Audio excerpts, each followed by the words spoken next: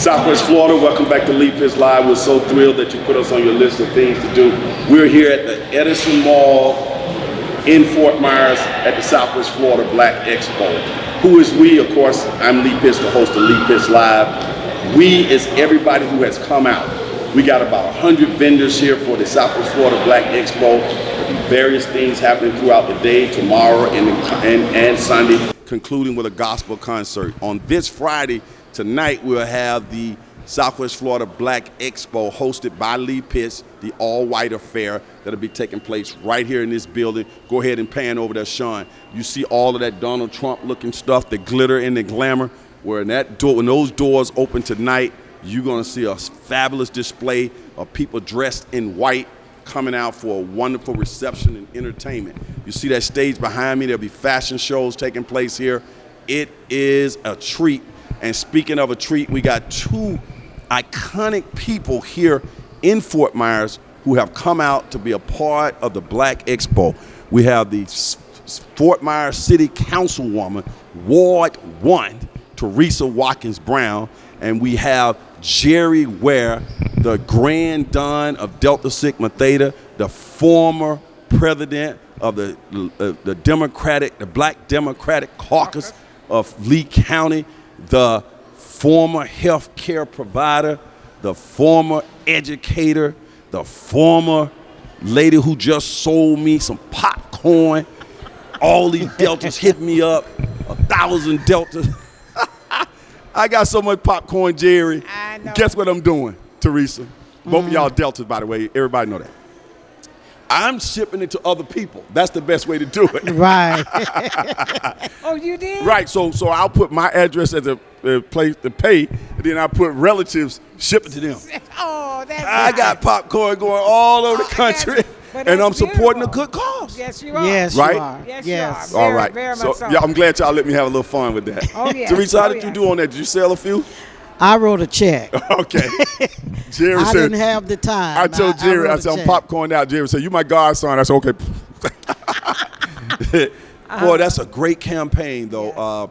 Before we get into talking about the Black Expo, I think the popcorn sale is an excellent example of black business coming up with creative ways to support our community. Your popcorn sale, as it relates to Delta Sigma Theta, goes towards scholarships and things Yes. of that nature. Go ahead and Yes. speak to that, Jerry. We generated $35,000. Wow. And we get 50% of that.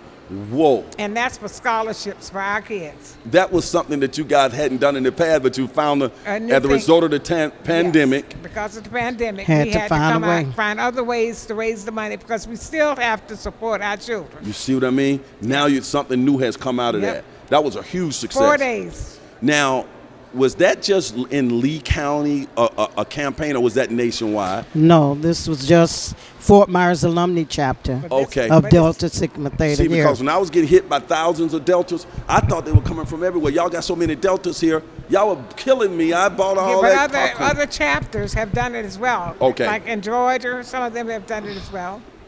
Okay. Now, let's go to you, Councilwoman Teresa Watkins Brown. Mm-hmm. We are here at the Edison Mall. You and I have been around for a long time. Oh, yeah. To have the Southwest Florida Black Expo at the Edison Mall in Fort Myers. When you first heard that was taking place, and it is a success already, what were some of the thoughts coming through your mind as a city council person and as a person who lived there all these years? It took me way back because growing up, all I was used to was black businesses. I grew up in a Gotcha. neighborhood where the corner grocery store, the pharmacy, the shoe store, the hair places, all were owned by black people. So the dollars of what we spent stayed in our community. So I think it's economically great because now we're seeing the power of the black dollar. Right. And this expo, I'm hoping it's something that is going to be such a big economic engine for all of the entrepreneur people that are here this weekend, that is something that people begin to realize that we too have money that we can spend, and we too have the business mind and the business sense to be business owners and business entrepreneurs. I'm glad you said that because I'm going to roll right over to your sorority sister. She said that people recognize that we have money that we can spend. Gerri, we have always had money. We got educated people, degrees. We got non-educated people who started their own business, who are innovative.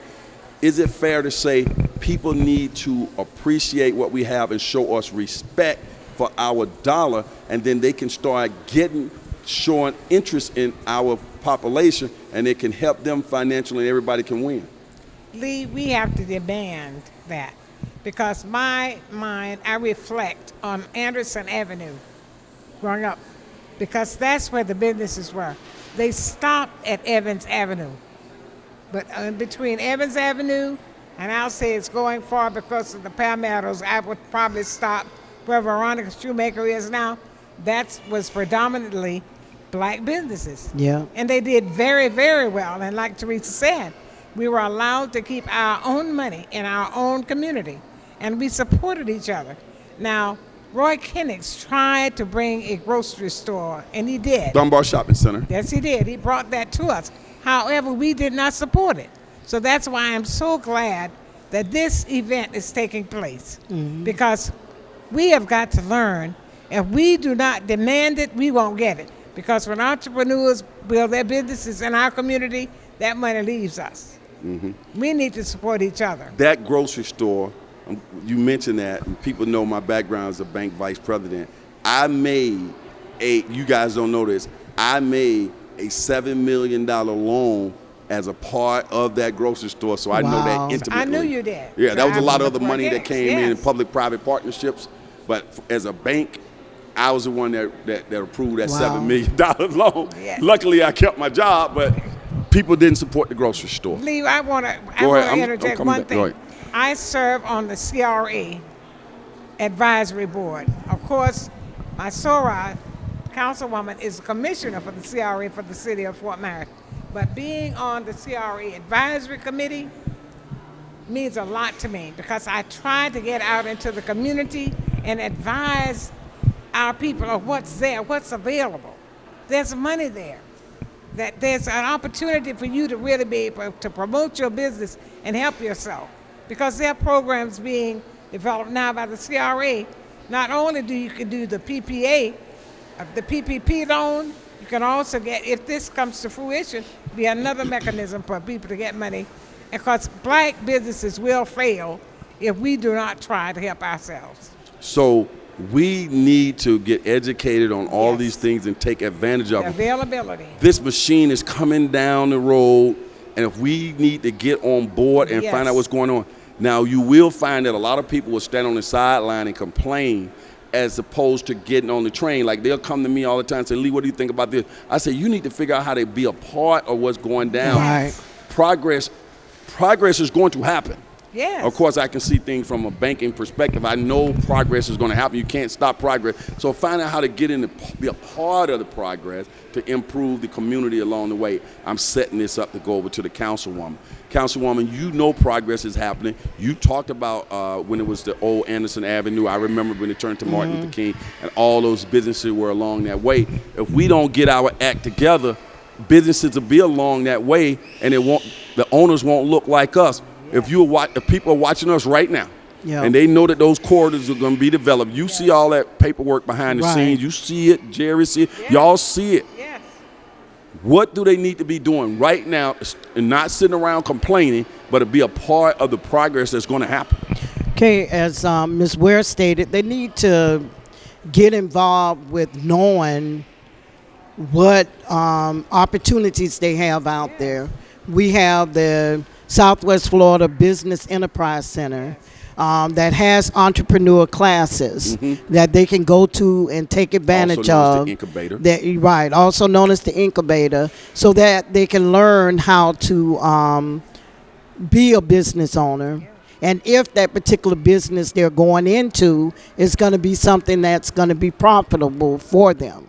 So they need to reach out by going to the city website and seeing what things are there that they can get engaged in by signing up as a minority business owner to the city of Fort Myers. A lot of people come to us wanting to do business with us, but if they're not a person that is signed up to be what you call it, Gerri, a DBE? vendor for the city of Fort Myers, then, you know, they won't be able to do business with us. Okay, So they need to take advantage of all of these things. And when RFQs or RFPs go out, they need to be able to apply for those, even if they don't think they have everything.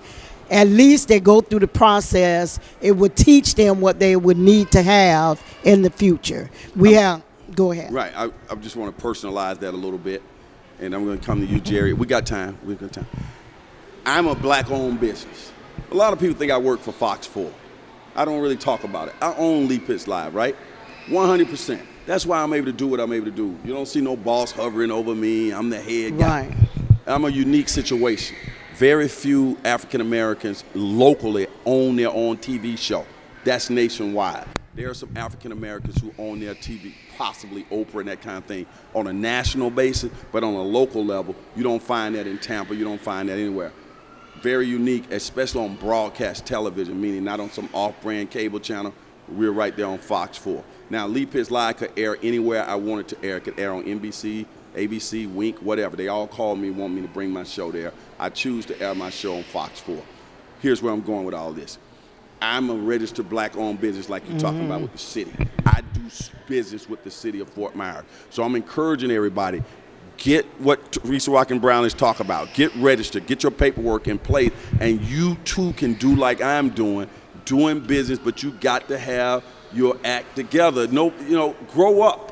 All right, y'all ain't gonna come after me. If somebody else said grow up, y'all will come after them. Y'all will let me slide with it. So I'm gonna say grow up, get your paperwork together, do what you're supposed to do, and don't just complain. Again, progress is happening. You say there's money there. You looking at all this money, and you want people to take advantage of it. Talk about some of the money that's there. Well, like for instance, I'm pretty sure that I think you interviewed the executive director for the CRA. Yeah, Michelle Hilton Terry. All right, that's in the redevelopment area is predominantly in our area. Really? It's where they're trying to redevelop. So why not put back into your community? That's why I built my home in the community. I don't need to get outside of Dunbar to be better. And that's why we encourage them. Come to advisory board meetings and listen. Come to city council meetings and listen. But you're going to learn more if you were to come to our citizen advisory meetings, because we make recommendations to the city council commissioners about what's going to happen, take place in the Dunbar. Like, for instance, McCollum Hall. McCollum Hall is going to have all kinds of opportunities Right. for entrepreneurs right in there. And we need to build around it. We need to try to get some of that property ourselves, like you said, that look like us, and build our businesses back to what it looked like years ago on Anderson Avenue, which is now Dr. Martin Luther King. Historic Anderson Avenue. Yes. And I moved here early enough, Teresa, I know I'm coming right to you. I moved here early enough to see a little bit of that left over. I came here like around 1988. So I used to, go to that place and buy some hats and shoes and right in there. But it was only way on the downtick by that time. Right. Yeah. So, I'm going to let you hold your thought. I'm going to go to you. I could tell you wanted to add on to what Gerri was saying. Yeah, we have facade grants, meaning that if you're in a CRA area and you own a business, it may need painting, Yes. it may need beautification with flowers or whatever. Yes. In those areas, we have facade grants that we can help a person beautify their business. That's for business, commercial, not with commercial residential. business. Okay, go ahead. And then also, there might be other funding available that can also help a person with their actual business support and just trying to help them. Lee, let me tell you. Keep that mic close to your mouth. D. Marchand is a recipient of that. This business here that's being showcased, D. Marchand is a recipient of Of the CRA. the CRA. Now, the CRA when DeMarchon got her CRA money, was that when she was in Dunbar, or she was able to get it right here in the Edison Mall? We supported her This right is a here at the CRA. area. Right. Where the signs are, With the signage and all of that. That was funded by the CRA. Matching grant. I got you. And because this is a CRA That's what I'm getting at. district. There you go. Can you, the best you can, both of y'all kind of give people an idea of that CRA map, the big streets that might block them east, west, south, Okay, and north? they can go online and really look at the maps. CityofFortMyers.com. Right. But this is considered Central Fort Myers, or the 41 Cleveland district. CRA moved all the way So out here this now. is right. Okay. It's always been here. I thought it was just kind of right up in there where the flea market is and right around. No. Go talk to me. Talk to Okay, me. MLK is a CRA district.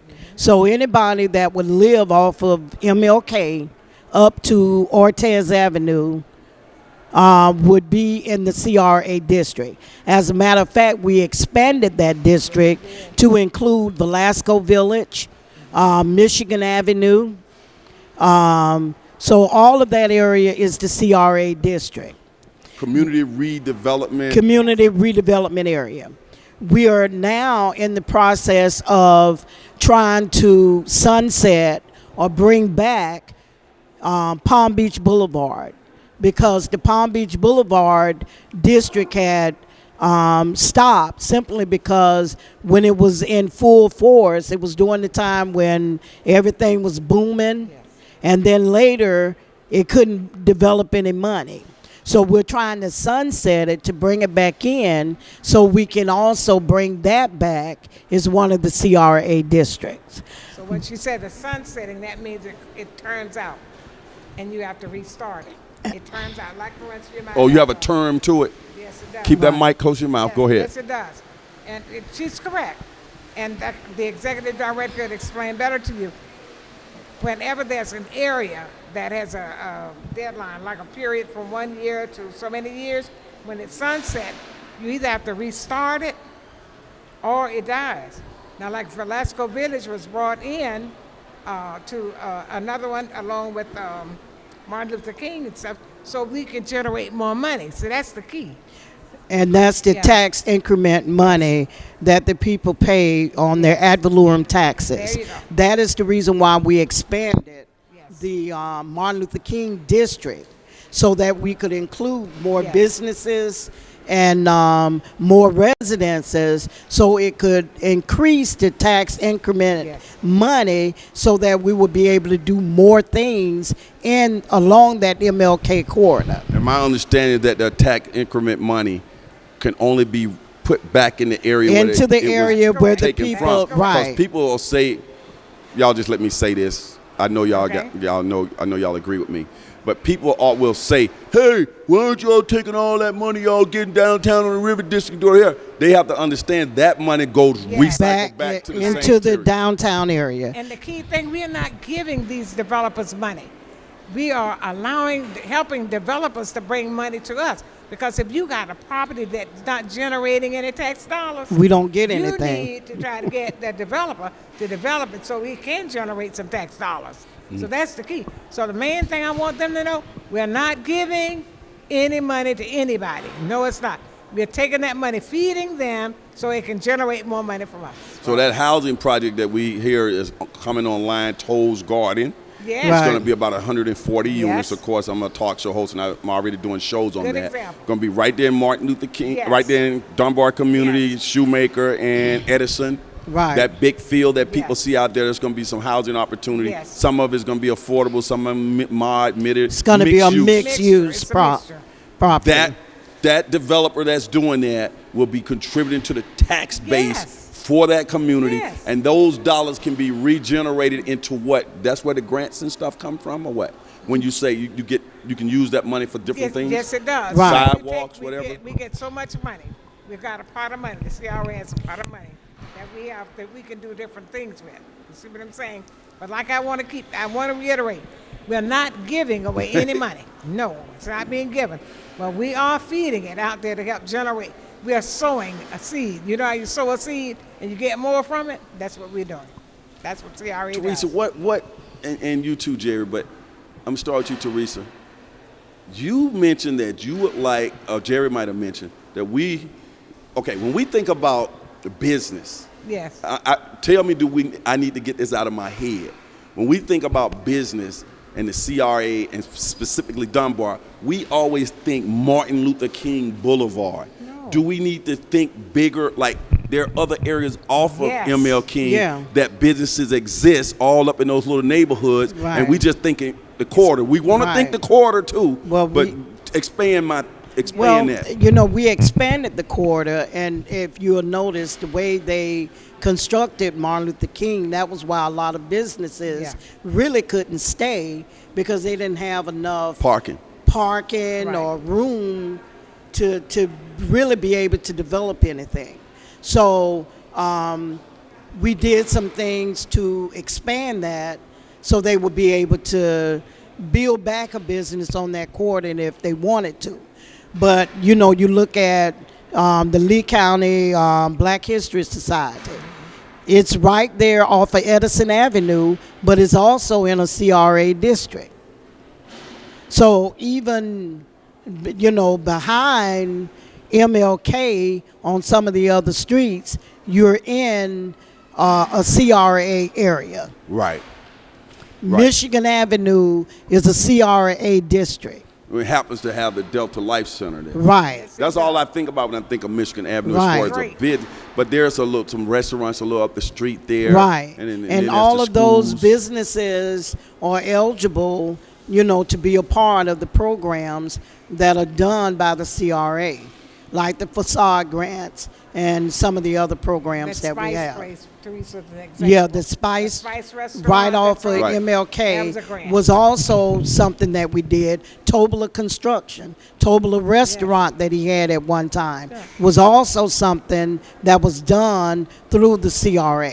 And I think that mattress place is still there, right? Yes. It could be Yes. improved upon. Yes. Externally, Yes, it especially. could. Has he Yes. gotten his? I'm not. He's a good friend of mine, but has anybody worked with him? The facade on the outside. I've not talked with Sheila because Right. Sheila used to go to church with her. Right. But he goes to St. Mary. I know you talk Percy. Right. Mr. Percy. Right I'm there, not- person always I'm not- rocking I'm and not- rolling right there. Yeah. And then you got barbecue places up and down there. But let's go back to Michigan Avenue before I wrap this up because, you know, when you mentioned Michigan Avenue, it just came to my mind. Michigan Avenue can really get developed right there. I mean, there's a lot of opportunity up and down Michigan Avenue. Is that zone, most of that zone commercial on that right there on the edge of the streets, Some or of that is there. mixed? Some of it is. It's It's mixed involved, use. You yeah, got residential zoning in there, and then you got a few of the business area in Commercial. there. Commercial. Is it difficult to rezone things? Well, Y'all in it there. all depends. You know, where it you all are. depends because you don't want to overshadow a residential community with Commercial. businesses in it. So you want to make sure that those residents feel comfortable being in a residential area.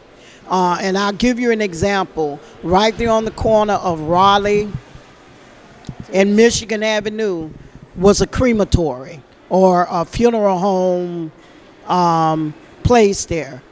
It was always zoned residential, but for some reason, this place was allowed to come in. Well, kids was at a bus stop smelling fumes from the embalming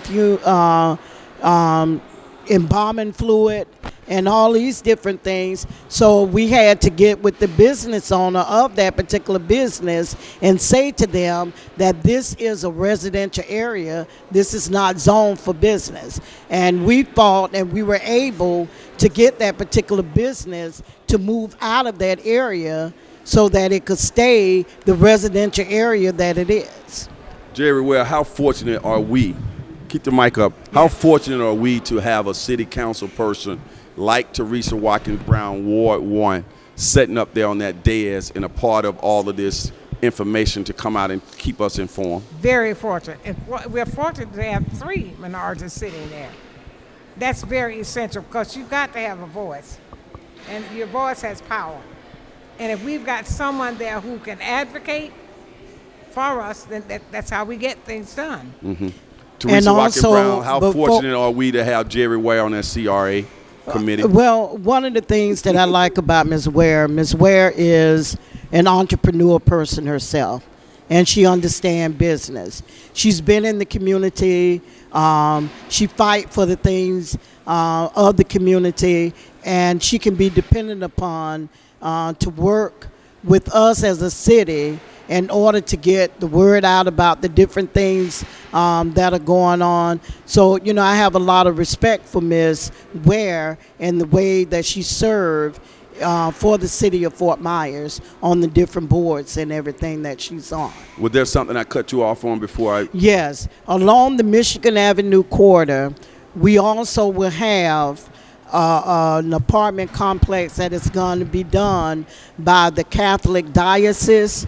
It's called the St. Peter Claver Apartments, and it's going to be right there by across from where the Housing Authority property is. Renaissance Preserve. Right, next to where AFCAM is. Right. That is going to be. Flossie Riley is right over there too. Did they tear that down? Isn't that though? That's torn down. That's That's torn gone. down now? That's torn down. Okay, my bad. But this is right by AFCAM. Okay, I know in that AFCAM. field right I've next noticed to that big field. Okay, the Catholic Diocese will be putting some affordable housing units right there in that particular area. Also, again, CRA, Michigan Avenue, right along that Michigan corridor. Public-private partnership. Public-private partnership. That's already been approved. Already approved, already in the working. We're looking forward to them getting ready to cut ground real soon and on that particular Do you project. have an idea how many units? 200, isn't it? Oh, 200 and something. That many? 140, 140. Okay, 140. Another This is place- news to a lot of people who watching my show. This is news. This is even news to me. Right. Another place where the city was Jones Walker Apartments. Right? Look what happened to Jones Walker Apartments. Look how that is improved. Yes. If they were going looking there, that's what happens when you fight for things. When you got council people like that will fight to get things in your community, that voice has power. Well, Yeah. ladies, y'all got to keep coming on this show to keep us updated. I got to do some more interviews. I'm Alrighty. just fortunate to get y'all right here. Don't go yet, though. I just want to thank y'all for keeping us informed, keep us up to speed on that CRA, keep doing the great work, piece by piece, brick by brick. We will get there. We will continue to pound the pavement. That's what Madam C.J. Though- Walker did. Those who say it can't be done, they're usually interrupted by these fine people who are keeping us informed, who just happen to be members of Delta Sigma Theta Sorority Incorporated. We'll be right back. Hello, Southwest Florida. Thanks for watching Lee Pitts Live. Of course, I'm Lee Pitts. I hope you enjoy that particular show, but you can always catch us here on YouTube. Just click on the subscribe button down there. That way you can get your Lee Pitts Live on demand when you want it and how you want it. We also encourage you to watch our show on FOX4 and connect with us on all our social media platforms. Just type in Lee Pitts Live.